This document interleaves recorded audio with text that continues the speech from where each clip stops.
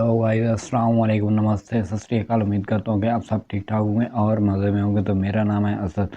आज इस वीडियो पर मैं रिएक्शन करने वाला हूँ वो है जी मुसलमान मुस्लिम बॉय मौलवी वगैरह जो भी है मुस्लिम ने वो आजकल तुम्हें पता है कि भाई उनका दिन चल रहा है शिवलिंग की पूजा की जा रही है। तो मुस्लिम भाई भी शिवला की पूजा करते हैं और उनके साथ रस्म भाई बैठते हैं। त्र्यंबकं यजामहे सुगंधिं पुष्टिवर्धनम् उर्वारुकमिव बन्धनात्। और इस नाम के साथ और इस इस्लाम धर्म के साथ मैं हनुमान मंदिर भी जाऊंगी, मैं शिव मंदिर भी जाऊंगी। हिंदू किसी धर्म का नाम नहीं है और हिंदू हमारा मुल्की नाम है।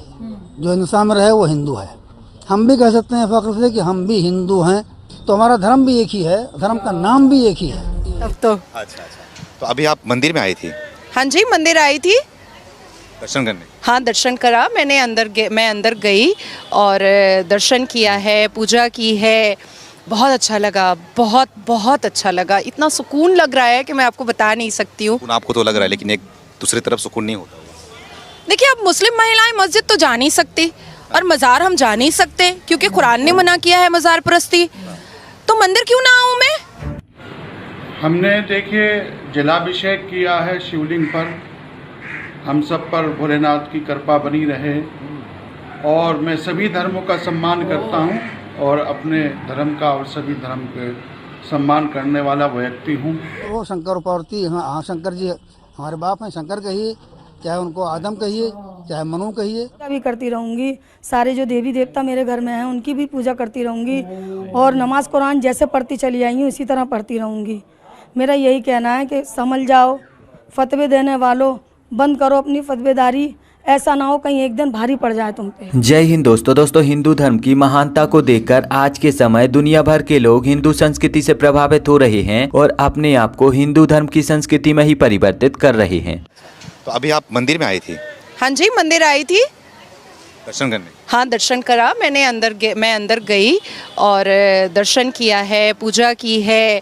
बहुत अच्छा लगा, बहुत बहुत अच्छा लगा। इतना सुकून लग रहा है कि मैं आपको बता नहीं सकती हूँ। आपको तो लग रहा है, लेकिन एक दूसरी तरफ सुकून नहीं होता। देखिए, अब मुस्लिम महिलाएं मस्जिद तो जा नहीं सकती और मज़ार हम जा नहीं सकते क्योंकि कुरान ने मना किया है मज़ार परस्ती। तो मंदिर क्यों ना आऊँ मैं? और मैं तो अल्लाह और भगवान के बीच में कोई डिफरेंसेस पैदा ही नहीं करती। और हमारे माँ बाप ने तो हमें ऐसी परवरिश नहीं दी है कि मैं जात पात जाति धर्म ये सब मैं मानूं। मैं तो बिल्कुल नहीं मान सकती ये सारी चीज़ें। इस्लाम में हराम है ना? किसने कहा? बोलते हैं इस्लाम में हराम है मूर्ति की पूजा करना। देखिए, इस्लाम में ये जो अल्लाह के मानने वाले जो अभी धर्म के ठेकेदार बनकर बैठे हैं वो तो चर्च भी नहीं जाते। पर कुरान में तो सूरह मरियम है ना, वो तो ईसा मसीह को कैंडल जलाने के लिए चर्च भी नहीं जाते। पर प्रॉफिट में तो ईसा मसीह भी है ना, तो क्यों नहीं जाते? फिर कुरान से सूरह मरियम हटा दिया जाए ना, क्योंकि सूरह मरियम तो पढ़ाया जाता है। और ख़ास करके मुस्लिम महिलाएं जब प्रेग्नेंट होती हैं तो उनको कहा जाता है कि सूरह मरियम पढ़ें ताकि लेबर पेन में आराम होगा। और भी बहुत सारी चीज़ें बताई जाती हैं। तो जब सूरह मरियम हम कुरान में पढ़ सकते हैं तो हम चर्च क्यों नहीं जा सकते हैं?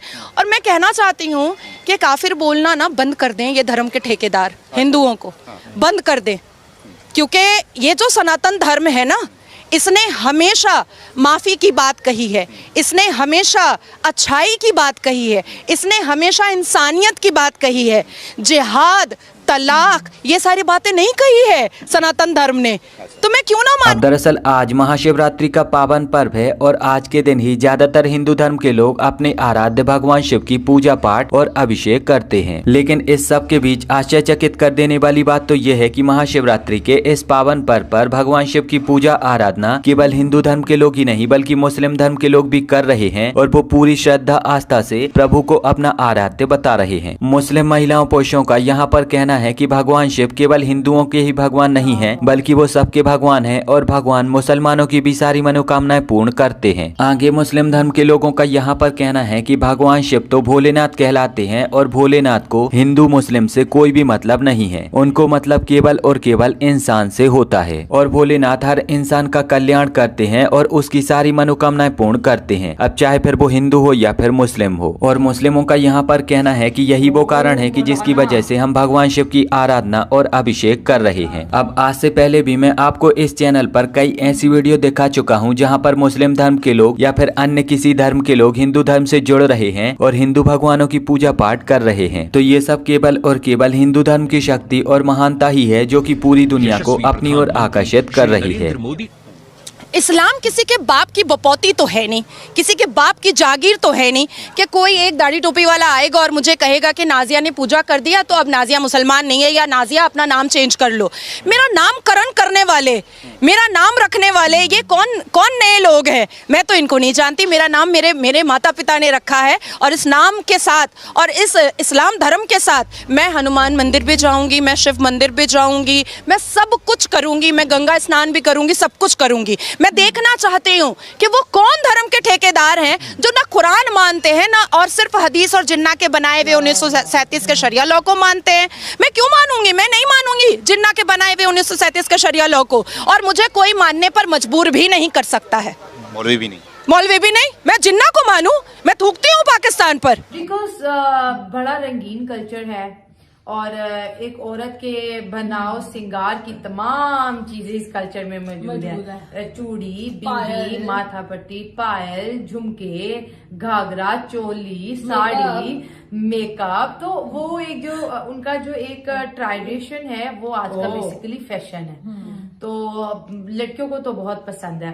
और उसके साथ साथ जैसे एक अंकल बड़ी अच्छी बात कर रहे थे, अनम के शो पे आ गए थे, वो कह रहे थे कि बेसिकली हम इंडियन ही हैं, लेकिन हम जो है अपने आप को कहते हैं कि हम उनसे जुड़े हुए नहीं हैं क्योंकि हम उनका पूरा का पूरा कल्चर अडॉप्ट नहीं कर रहे। जो हमारे लिए इजी होता है वो हम इंडिया का अडॉप्ट कर लेते हैं, जो हमारे लिए थोड़ा मुश्किल होता है वो हम क्विट कर देते हैं। जैसे कि जिसने बोला कि ये तो रसोई की बात कर रहे हैं, मुझे तो अब वक्त के साथ साथ ये पता चल रहा है कि जो हिंदू लोग होते हैं वो घर में जूती पहन के नहीं जाते, और इसके कितने बेनिफिट्स हैं। आप रोड पे चलते हो, तरह तरह के जरासीम, तरह तरह के वायरसेस आपके जूतों के साथ लग जाते हैं। जब वो जूते आप घर में लेके जाते हो वो सेम वायरस, सेम डिजीज आप पूरे घर में फैलाते हो।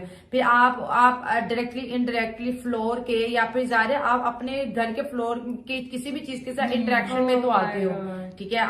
आप जूता आराम से पहनते हो, फिर समटाइम जाने में आपका हाथ भी लग जाता है या फिर कोई गिरी हुई चीज आप उठाते हो, उससे बहुत डिजीजेज आती हैं। और खाने वाली जगह पर तो वो बिल्कुल जूता लेके नहीं जाते कि कोई जरासीम।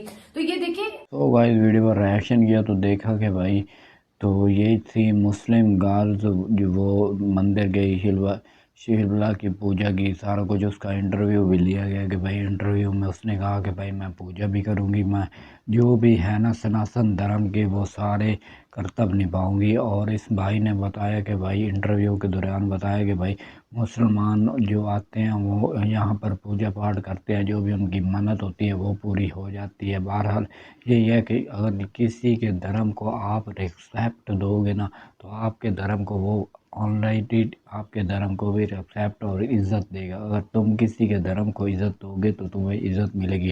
तो जैसा कि हमारे मुसलमानों की ईद होती है तो जो सनातन धर्म वाले होते हैं वो हमें मुबारकबाद देते हैं।